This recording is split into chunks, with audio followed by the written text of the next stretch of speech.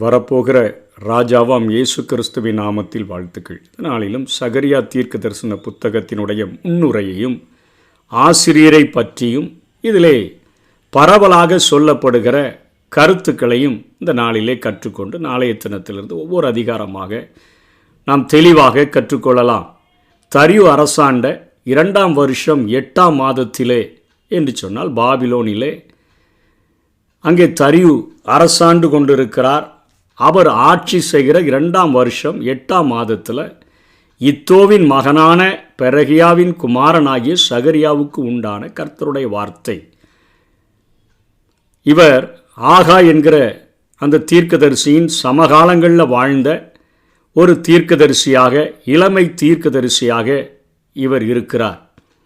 இவரும் கிமு 520 518 வரையிலும் ஆகாய்க்கு அவர் ஆதரவாக தீர்க்க தரிசனம் உரைக்கக்கூடியவராக அவர் காணப்பட்டார். சகரியா என்கிற பெயருக்கு அர்த்தம் கர்த்தர் நினைத்திருக்கிறார் என்று சொல்லி அர்த்தம். முதல் வசனத்தில் இத்தோவின் மகனான அவருடைய தாத்தா பெயரை எழுதி, பெராகியாவின் குமாரனாகிய அவங்க அப்பா பெயரையும் எழுதி சகரியா என்று எழுதப்பட்டிருக்கிறதை பார்க்கிறோம். வேதத்தில் இன்னும் 19 சகரியாக்கள் குறிக்கப்பட்டிருக்கிறபடியினால் இவருக்கு அப்பா பெயர், தாத்தா பெயர் இவைகள் இணைத்து எழுதப்பட்டிருக்கின்றன. இவருடைய தாத்தா பெயரை குறிப்பிட்டதினாலே நெகேமியா 12:16 இத்தோவின் சந்ததியில் சகரியா, இந்த குறிப்பிலிருந்து அவன் லேவி கோத்திரத்திலிருந்து வந்தவன் என்றும் சிறையிருப்புக்கு பின் எருசலேமில் தீர்க்கதரிசியாகவும் ஆசாரியனாகவும் இருந்தான் என்றும் நாம் இந்த வசனத்தின் மூலமாக நாம் அறிந்து கொள்ள முடிகிறது. ஆசாரிய ஊழியத்திற்கும் பாக்கியமுள்ளவனாக பிறந்திருக்கிறான். தீர்க்க தரிசன ஊழியத்தை நிறைவேற்றும்படியாகவும் கர்த்தருடைய வார்த்தை அவனுக்கு உண்டாகிறதாக காணப்படுகிறது. சகரியா ஆகாய் நாட்களில் வாழ்ந்த ஒரு இளைய தீர்க்கதரிசி.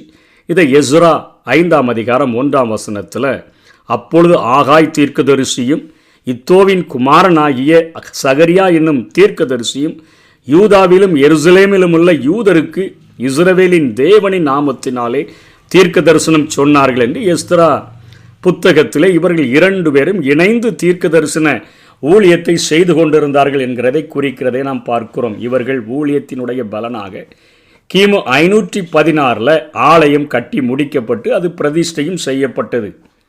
இந்த சகரியா 2 நாளின்படி அவர் வாலிபனாக அவர் இருந்தார். இவருடைய முடிவை குறித்து இயேசு கிறிஸ்து தன்னுடைய வசனத்திலே அவர் குறிப்பிடுகிறதை பார்க்கிறோம். மத்தேயு 23ஆம் அதிகாரம் 35வது வசனத்தில் இயேசு கிறிஸ்து இவரை குறித்து குறிப்பிடுகிறார். சகரியா என்று பெயர் கொண்ட வேறொரு தேவ மனிதனை நாம் 2 நாளாகமும் 24வது அதிகாரம் 20ஆம் வசனம் 21ஆம் வசனத்தில் யோவாஸ் ராஜாவாக இருந்தபொழுது அவன் அங்கே, நீங்கள் நியாயப்பிரமாணத்தை நீங்கள் விட்டுவிட்டீர்கள், அதை கை கொள்ளுங்கள், கை கொண்டால் சித்தி பெறுவீர்கள் என்றெல்லாம் சொல்லி நீங்கள் கற்பனைகளையே நீங்கள் விட்டுவிட்டீர்களே என்று எச்சரித்த பொழுது ராஜாவின் உத்தரவோடு கூட அவனை கல்லெறிந்து அங்கே கொன்றதை குறித்து நாம் பார்க்கிறோம். அந்த சகரியா அல்ல, அது சிறையிருப்புக்கு முன்பாக நடந்த காரியங்கள். இது சிறையிருப்புக்கு பின்பாக இயேசு கிறிஸ்து சொல்லுகிறார். என்ன சொல்லுகிறார்? பெரகியாவின் குமாரனாகிய சகரியாவும் தேவாலயத்துக்கும் பலிபீடத்துக்கும் நடுவே அப்படின்னு சொல்லி பரிந்து பேசுகிற இடத்திலே சில எதிரிகளால் கொலை செய்யப்பட்டார் என்று சொல்லி மத்தேயு 23:35 இயேசு குறிப்பிடுகிறதை பார்க்கிறோம். இவருடைய முடிவை குறித்தும் நாம் தெளிவாக அறிந்து கொள்ள முடிகிறது.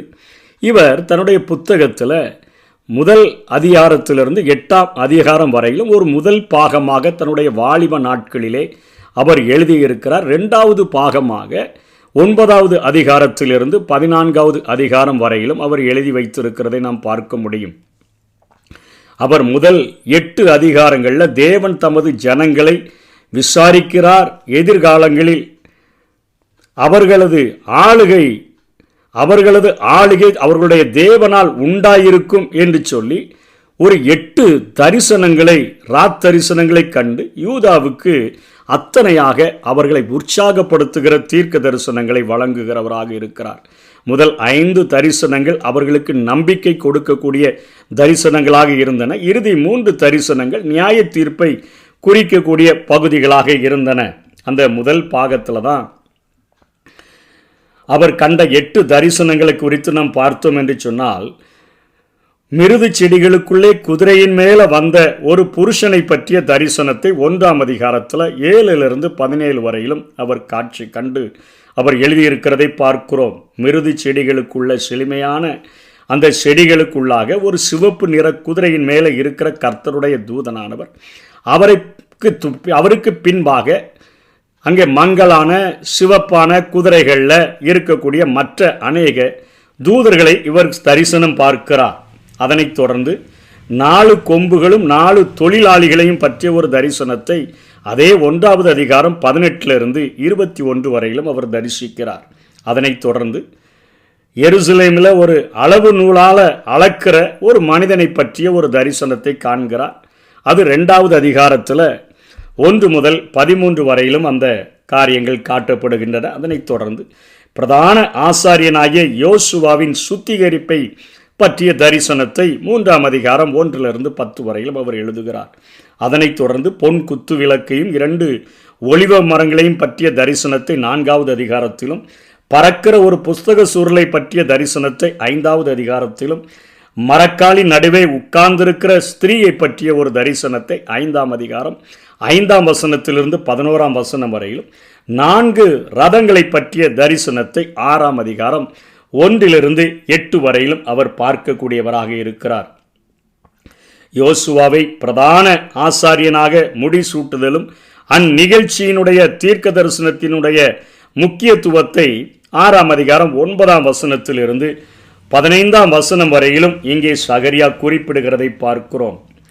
மேலும் உபவாசமும் சமுதாய நீதியும் என்பதை 7ஆம் அதிகாரத்திலும், சியோனினுடைய மீட்பு என்பதை 8ஆம் அதிகாரத்திலும் அவர் சொல்லி அந்த முதல் பாகத்தை தன்னுடைய வாலிப பிராயத்தில் அவர் எழுதி முடிக்கிறதை நாம் பார்க்கிறோம். அதனைத் தொடர்ந்து அவர் 2ஆவது பாகத்தை அவருடைய வயோதிப நாட்களிலே அவர் எழுதுகிறார். இஸ்ரவேலை குறித்தும் வரவிருக்கிற மேசியாவை குறித்தும் உள்ள தீர்க்க தரிசன வார்த்தைகளை அவர் எழுதுகிறதை நாம் பார்க்கிறோம்.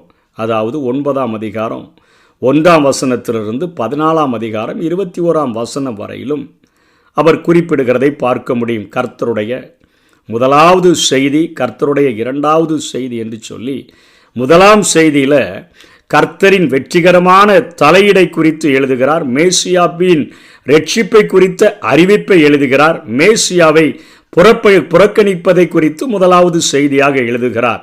இவைகளை 11ஆம் அதிகாரம் 1 17 வரையிலும் முடித்துவிட்டு கர்த்தருடைய 2ஆவது செய்தியாக இஸ்ரவேல் துக்கிக்கிறதையும் மனமாறுகிற காரியத்தையும், மேசியா என்னும் ராஜா சிங்காசனத்தில் ஏறி எருசலேமை தலைநகராக கொண்டு 1000 ஆண்டு ஆட்சி நடத்துகிறதையும் தன்னுடைய பாகம் 2ஆவது பாகத்தில் கர்த்தருடைய முதலாவது செய்தியாக, கர்த்தருடைய 2ஆவது செய்தியாக எழுதி முடிக்கிறதை நாம் பார்க்கிறோம்.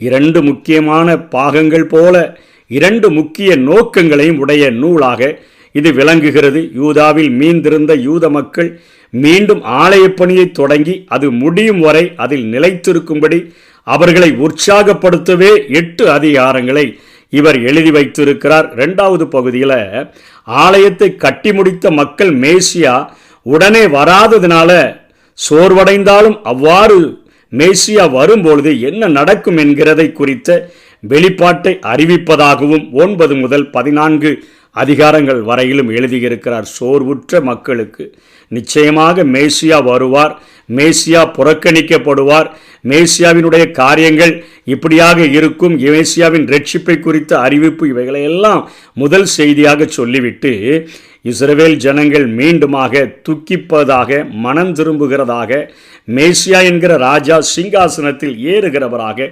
இவர் குறிப்பிடுகிறதை நாம் பார்க்க முடியும். இந்த 2ஆவது பகுதியில் அவர் இஸ்ரவேலுக்கு மேசியா அருளுகிற ரட்சிப்பு குறித்த வாக்கு தத்தங்களை அவர் வழங்குகிறதை பார்க்கிறோம். மேசியா ரட்சிப்பின் காரியங்களை நிறைவேற்றி முதலாவது மக்களால் புறக்கணிக்கப்பட்டு பின்பு கொல்லப்படுகிற காரியங்களை சொல்லுகிறார். 2ஆவது செய்தியாக இஸ்ரவேலின் மீட்பு, மனம் திரும்புதலை முக்கியப்படுத்துகிறாரே, அது என்ன மிகவும் ஆச்சரியப்படத்தக்க செய்திகளாக இருக்கின்றன. 12ஆம் அதிகாரம் 10ஆம் வசனத்தில் இஸ்ரவேலர்கள் தாங்கள் குத்தின தேவனுக்காகவே துக்கிப்பார்கள் என்கிற காரியத்தை குறித்து எழுதுகிறார். அந்நாளிலே தாவீதின் வீட்டாருக்காக பாவங்களை சுத்திகரிக்க ஒரு ஊற்று திறக்கப்படும் என்று சொல்லி கல்வாரி சிலுவையில் திறக்கப்பட்ட அந்த ஆண்டவராகிய இயேசு கிறிஸ்துவினுடைய அந்த பாடு மரணங்கள், அவருடைய இரத்தம் சிந்துதலை குறித்து எழுதுகிறார். அதனைத் தொடர்ந்து 13:1 இஸ்ரவேலர் கர்த்தர் என் தேவன் என்று கூறுவார்கள் என்று சொல்லுகிறார். 14வது அதிகாரம் முழுவதிலும் எருசலேமிலே ராஜாவாக மேசியா அரசாளுவார் என்கிற கருத்துக்களை இந்த சகரியா புத்தகத்திலே நாம் கற்றுக்கொள்ள முடியும். பழைய ஏற்பாட்டின் தீர்க்கதரிசியாக ஆசாரியனாக இணைந்து செயல்பட்டபடியினால புதிய ஏற்பாட்டில் இயேசு கிறிஸ்துவும் ஒரு தீர்க்கதரிசியாக, ஒரு ஆசாரியனாக அவர் கடந்து வந்ததை மக்கள் ஏற்றுக்கொள்ள முடிந்தது. தானியேலுடைய அந்த வெளிப்படுத்தின அந்த காரியத்தை போல கடைசி கால செய்திகளை அதிகமாக தொகுத்து வழங்குகிற ஒரு பழைய ஏற்பாட்டில் ஒரு சிறிய நூலாக இந்த நூல் விளங்குகிறது. இதனைத் தொடர்ந்து நாளைய தினத்தில் ஒவ்வொரு அதிகாரமாக நாம் தொடர்ச்சியாக கற்றுக்கொள்வோம். கர்த்தர் தாமே நம்மை ஆசீர்வதிப்பாராக. ஆமென். பெரிய இனமாக்கி ஆசீர்வதிப்பே, உனது பெயரை நான் உயர்த்திடுவே.